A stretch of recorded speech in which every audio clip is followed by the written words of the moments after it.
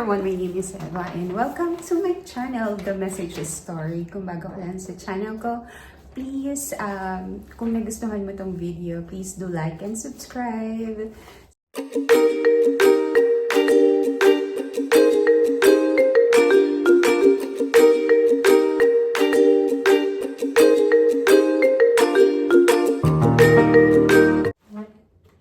Hello po, kamusta kayong lahat? Kwentuhan tayo. Gusto ko lang i-share kasi 'di ba, nandito na ako sa Australia. So kaya ako gumawa ng YouTube channel ko para makapag-share sa inyo. Yung iba na share ko yung kung saan ako pumupunta, and then the rest is like kumakanta kasi nandito lang po ako sa bahay ngayon at the moment dahil ako'y career ng aking asawa dahil siya ay simula nung na-disgrasya sa kanyang trabaho. So, medyo kailangan niya ako dito sa bahay. So, it's been 2 months na wala akong work. But, yeah.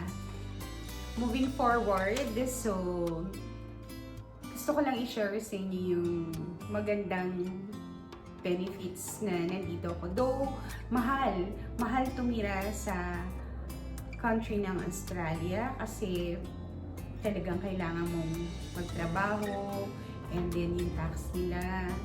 So, mahal talaga. And I know hindi lang naman din kami yung isa sa mga nahihirapan. Meron din, marami, most of us. But,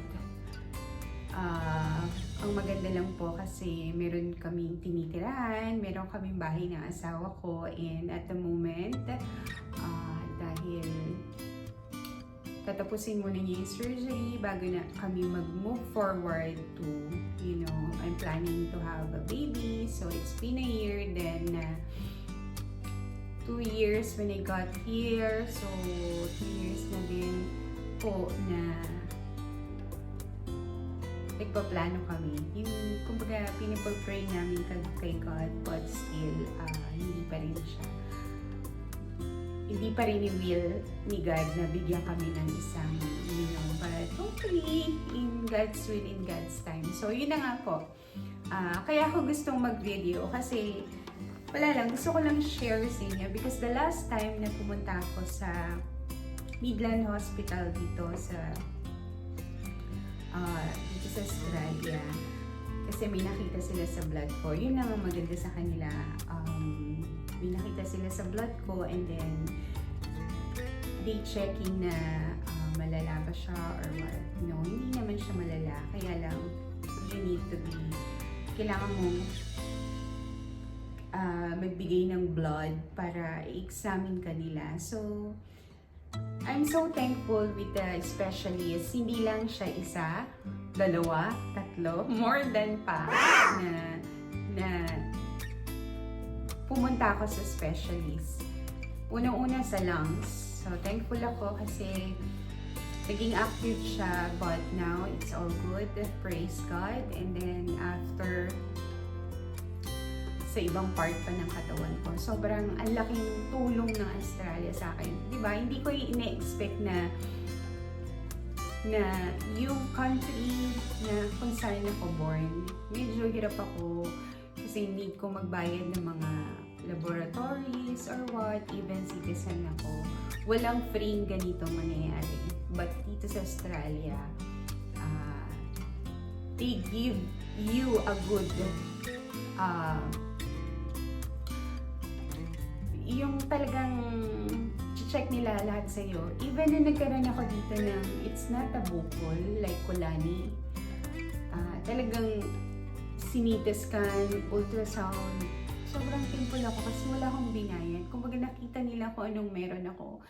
Diba? Yun yung lagi kong sinasabi na sino ba ako, diba? Isang mamamayan ng Pilipino na punta dito, nakapangasawa, na zero. Sobrang thankful ako dahil yun nga, meron akong benefits dito ng free check-up.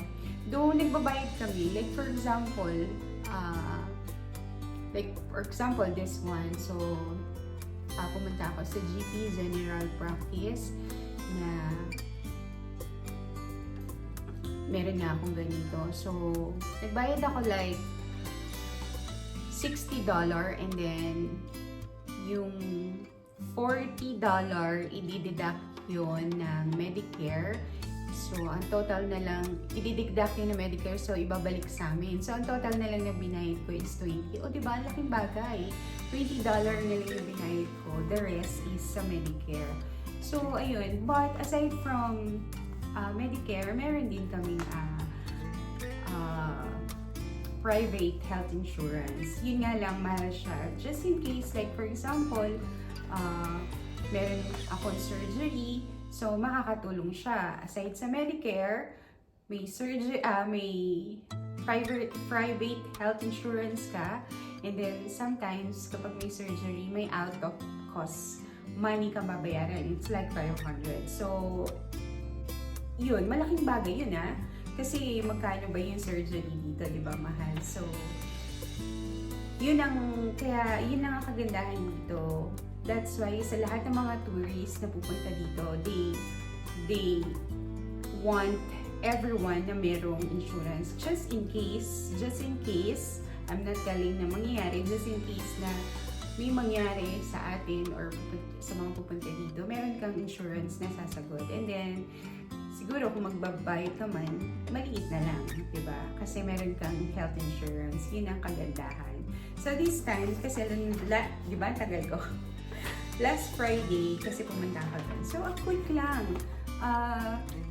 Sabi ng doktor, you're good na. Ang tawag dito, hindi mo na kailangan ng gamutan. But you have to check every 6 months the blood test para ma-monitor.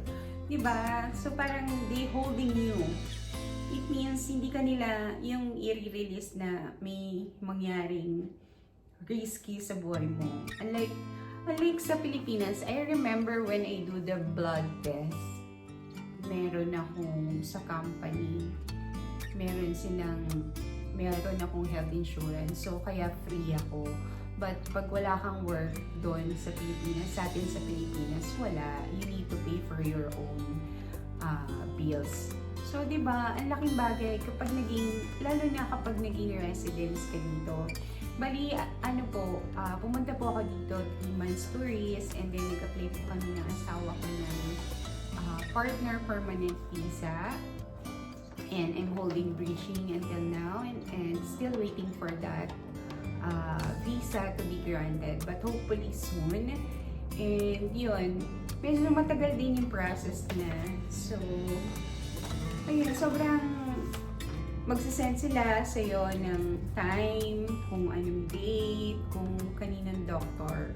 So, diba, simula nung pumunta ako dito sa Australia, marami na akong doktor na nakita. And the good thing, kahit pa paano, walang malaking money ako nilabas, as in talagang sa kanila.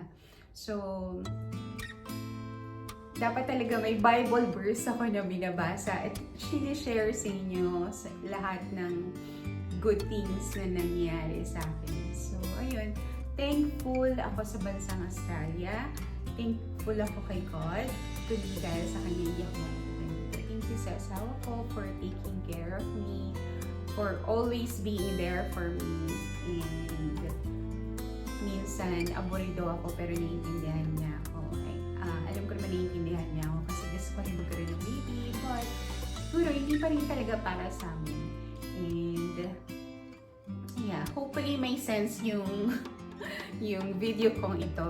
And yeah, if you think na nakatulong ako sa pagbibigay ng information sa inyo about my Medicare, yun yung pinag-usapan, yun yung all-in dito sa video ko about sa Medicare, sa magandang benefits na kakuha ko sa Australia. So, yun lang. Thank you for watching. Hoping na makapagbigay ako ulit. Or the next video is pasyal ko kayo sa Perth City. Punta ako doon. Siguro magti-trend ako para maganda naman ang video ko. So, yun lang. Thank you for watching. God bless everyone. Have a safe one. Bye. See you later.